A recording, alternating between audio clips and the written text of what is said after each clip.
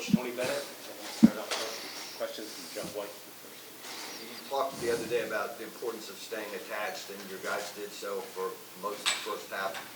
Where did the game separate? Yeah, no, we talked about getting off to a better start. And I thought there was some progress in that first, bit, 15 minutes or wherever it was. I thought we were sound, we were tough, and took care of the ball, made it a little more difficult on them to get some shots. And then, we talked about after the game, when you're playing well, it's easy, and your highs can be as high as you want. But a step for us as a team and everything is when we're struggling a little bit, you can't let your lows just be so low. You just figure out ways to kind of stop the bleeding, maybe not the big runs, and, just there's some breakdowns that we have that are hard to overcome. But that's, again, our inexperience certainly does show, and this is not a year in this league to be inexperienced. I think there's good veteran teams, and you got to be ready. But we'll keep working at it. And again, I think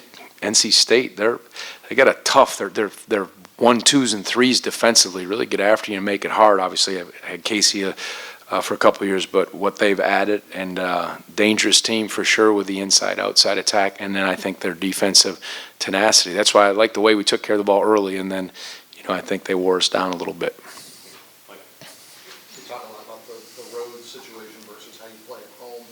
You just mentioned lows getting too low. Do you think this team has enough competitive fire to be good on the road? Yeah, I think you got to be as fiercely competitive as you can in these settings, and I think it's just a matter of and when you're inexperienced, the energy of the crowd can help you. But good teams, the times we've gotten into situations, we've gotten down, I think we sometimes get discouraged, and then it unravels quickly if we're missing shots, and then when our defense gives up some easy buckets, it gets tough. But no, these are good young men that I think they lay it on the line. But there's times that those who've been through the battles know you die and you fight it as hard as you can. And I think we're learning, and we're still trying to find the right personnel. I shortened that rotation early, and then tried some other guys here and there. So, but you just keep challenging them. I thought Jordan gave us a nice lift at the end, and that was good to see. But yeah, no, as far as competitive fire, I mean, that's easy, to sit there and say that. We got outplayed. We made some errors, running out too far and trapping, and then it got in there. And we got a little, which happened against Memphis and some of the other ones, when we got down, we got a little rattled and tried to get it back too quick. And I think that composure, inexperience at times is what all of a sudden separates it. And then a bad decision on the offensive end can lead to, indecision on the defensive end. So I think it's as much that than saying, well, you lack the competitive fire. No, I don't think it's quite like that, but you got to fight like crazy. I know that. Been in this long enough. Take one on the far left, and then David Teal. Tony, just your thoughts on Dennis Barker Jr.'s performance? Yeah. Yeah, no, for sure. Talented. Went to John Marshall, where Coach Jay Willie is from. Let me see his stat line. So 5 of 8, 3 of 5 from 3. When he shoots the 3 ball with his athleticism, that changes it. And for dynamic young player for sure. And again, with the experience, sometimes you can bring guys like him along when you have the steadiness of their perimeter players and of course their interior. And I think he's a great addition. And him knocking down the ball from 3 like that and using his athleticism, usually he gets loose on the offensive glass, and at least we did a little better job that way. But a good player for sure. David, and then Chuck. Tony, I don't know if it was his first 3 or not, but I think you're ahead 19-15. Is that when they shot the 40-footer? It was him, Yeah. and there was only 1.5 seconds, I think. Yeah, it was tough. Yep. And it seemed to unravel. Yeah, that was tough.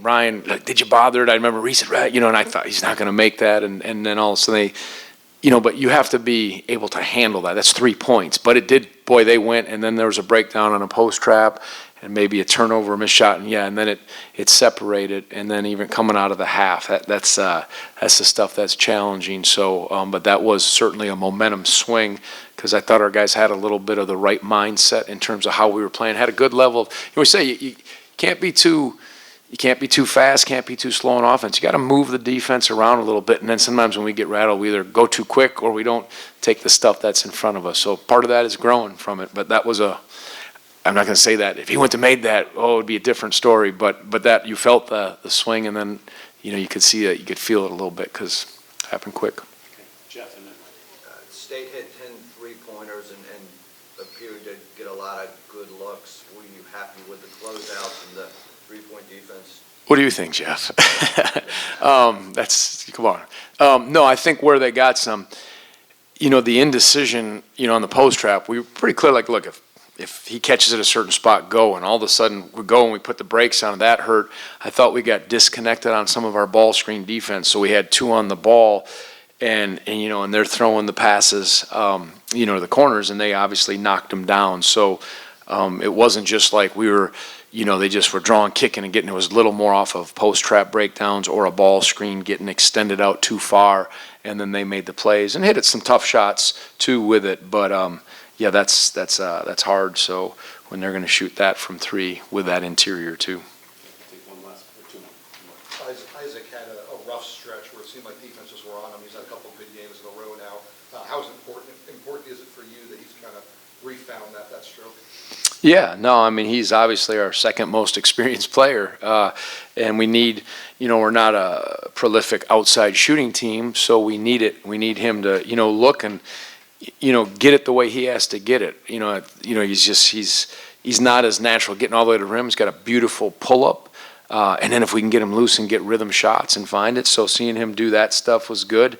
And I'm always going to be challenging him on, taking care of the ball and all that stuff. But I like that he was assertive because we need him to look to score in his way. And I thought Reese had played really well because that young man put the heat on him, and he's one of the better on-ball defenders I've seen this year, Jaden Taylor from Butler. And so that was good. But seeing Isaac get some stuff going, you got to look at some of it. When you got a team like that, you say, let's look at positives, let's build on that, and keep addressing those areas to get better.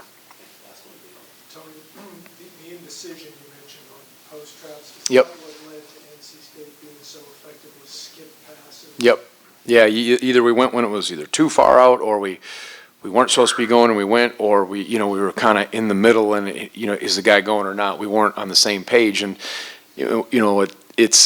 he's seen so much of that DJ, and he's such a good passer, and they had such good spacing with their personnel on the floor, and that hurt us. And we choked a lot, or we went one-on-one in the post, and they scored pretty good in that too. So you got to sometimes pick your poison. But there was a few good stretches of what we were doing, but that was part of the indecision for sure. Thank you.